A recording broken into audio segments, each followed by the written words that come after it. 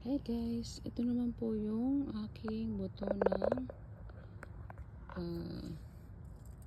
ito yung aking buto ng green beans na aanihin ngayon. Yan guys,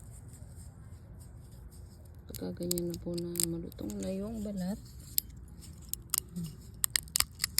patuan ko po itong ginagawa.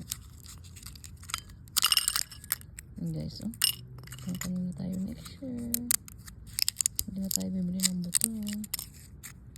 Yan guys, hintayin ko pa po yung iba. Yan, ito medyo brown na din. Ito pwede na itong panggulay. Ito guys, ito